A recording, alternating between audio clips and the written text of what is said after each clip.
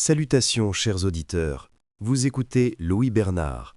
Aujourd'hui, je veux vous raconter une histoire sur la manière dont la douleur de perdre quelqu'un peut devenir une épreuve sérieuse pour toute une famille. C'est l'histoire d'une femme qui, au moment le plus sombre de sa vie, a été confrontée à un comportement choquant de la part de ceux qui lui étaient les plus proches.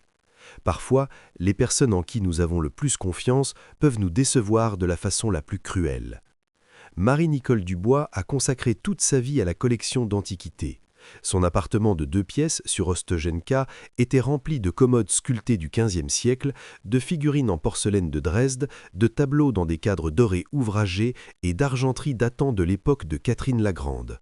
Les voisins murmuraient que sa collection valait une somme énorme, mais la vieille dame laissait rarement quiconque entrer chez elle, à la seule exception de sa petite-fille, Claire. Claire travaillait comme restauratrice de musée et était la seule personne à vraiment comprendre l'importance de l'héritage de sa grand-mère. Chaque week-end, elle rendait visite à Marie-Nicole, aidait aux tâches ménagères et écoutait attentivement les histoires liées à chaque objet de la collection. Marie-Nicole disait souvent que tout appartiendrait un jour à sa petite-fille puisqu'elle n'avait pas d'autres membres proches de la famille. 3 ans plus tôt, Claire avait épousé Julien Marchand. Il paraissait poli et bien élevé, bien que sa mère, Evelyne Laurent, dès le début ait considéré sa belle-fille comme un obstacle indésirable.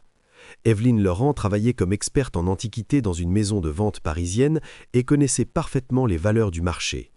Lors de sa première visite dans l'appartement de Marie-Nicole, ses yeux brillèrent d'un intérêt troublant. Après cette visite, elle incita avec insistance son fils à rendre visite à la grand-mère de sa femme plus souvent. Elle demandait elle-même fréquemment à venir, inspectant chaque objet avec soin, posant des questions détaillées sur leur origine. Au début, Marie-Nicole fut flattée par une telle attention, mais remarqua bientôt que la belle-mère de sa petite-fille ne s'intéressait pas à elle, mais uniquement aux antiquités. La vieille femme était loin d'être naïve. Dans sa jeunesse, elle avait été historienne de l'art et comprit immédiatement ce qui se passait dans l'esprit d'Evelyne Laurent. Peu à peu, elle commença à limiter son accès à l'appartement et dit ouvertement à Julien que sa mère était cupide et sans scrupules. Evelyne Laurent ne recula pas. Par l'intermédiaire de son fils, elle recueillit des informations sur la santé de Marie-Nicole et demanda même si un testament avait été rédigé.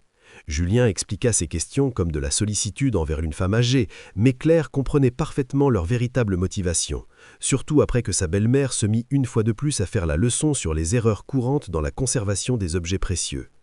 La tension grandit au sein de la famille. Julien prit de plus en plus le parti de sa mère, accusant sa femme de méfiance et de froideur émotionnelle. Evelyne Laurent jouait habilement le rôle d'une femme offensée à qui l'on interdisait soi-disant de rendre visite à une vieille dame malade. En réalité, malgré ses 83 ans, Marie-Nicole se sentait relativement bien. Cependant, 2 mois plus tôt, elle avait contracté une pneumonie.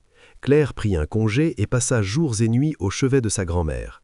Soudain, Evelyne Laurent devint étrangement active, appelant chaque jour, demandant des nouvelles de la maladie et proposant son aide.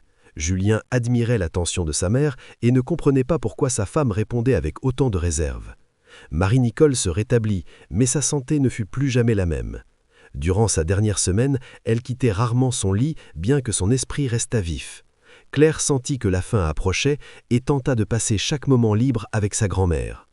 3 jours avant son décès, Marie-Nicole demanda à parler seule avec sa petite-fille. Elle prit une enveloppe sur la table de nuit et la remit solennellement à Claire. À l'intérieur se trouvait un testament, signé chez un notaire 6 mois plus tôt. Toute la collection était léguée à un seul héritier. Marie-Nicole s'éteignit paisiblement dans son sommeil. Claire pleura profondément, ayant perdu non seulement sa grand-mère, mais la personne la plus proche de sa vie. Les funérailles furent fixées au jeudi. Inattendument, Evelyne Laurent fit une initiative remarquable. Elle s'occupa du repas commémoratif, commanda les couronnes et géra toute l'organisation. Le mercredi soir, après une longue journée passée à la morgue et aux pompes funèbres, Claire rentra chez elle pour entendre Julien annoncer que lui et sa mère prévoyaient de se rendre dans l'appartement de sa grand-mère après les funérailles. « Pourquoi » demanda Claire, épuisée. « Maman dit qu'il faut retirer d'urgence les objets de valeur pendant que l'appartement est vide, » répondait Julien, « par sécurité. » Un frisson parcourut Claire. Elle comprit immédiatement le plan de sa belle-mère. Evelyne Laurent comptait profiter de la confusion des funérailles pour emporter les antiquités sous prétexte de protection. Plus tard, elle prétendrait sans doute avoir sauvé la collection et exigerait une compensation pour son aide.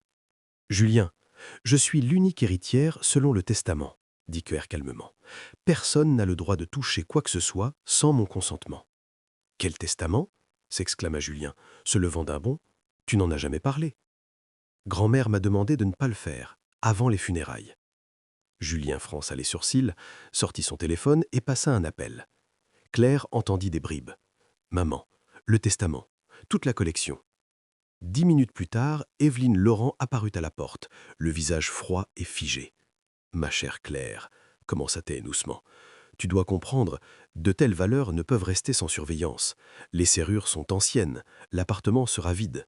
Déplaçons tout chez nous temporairement, puis nous déciderons calmement. » « Ce n'est pas nécessaire, » répondit Claire fermement. « Je viendrai moi-même après les funérailles et je m'occuperai de tout. »« Tu n'es pas qualifiée, » répliqua sèchement Evelyne Laurent, abandonnant son ton aimable. « Tu ne sais pas transporter des antiquités. Tu pourrais endommager des objets valant des millions. » « Maman a raison, » approuva Julien. « Pourquoi prendre ce risque? Nous évaluerons tout correctement chez nous. » Claire resta silencieuse, mais bouillonnait intérieurement. Elle voyait clairement comment son mari et sa mère se partageaient déjà l'héritage. Evelyne Laurent comptait sur une confusion juridique pour réclamer plus tard une part pour ses services. « J'ai dit non, » répéta Claire, « et c'est définitif. » Evelyne Laurent se leva, enfila son manteau et se dirigea vers la sortie. À la porte, elle se retourna. « Julien, demain à 10 heures, nous nous retrouvons à l'appartement. Les déménageurs et le camion sont réservés. » Après son départ, Julien tenta de convaincre sa femme, parlant de famille, de l'expertise de sa mère et de la préservation de la collection. Claire écoutait et réalisa que l'homme devant elle était un étranger. Le Julien qu'elle avait aimé n'avait jamais réellement existé. Elle ne dormit pas cette nuit-là, réfléchissant à toutes les options.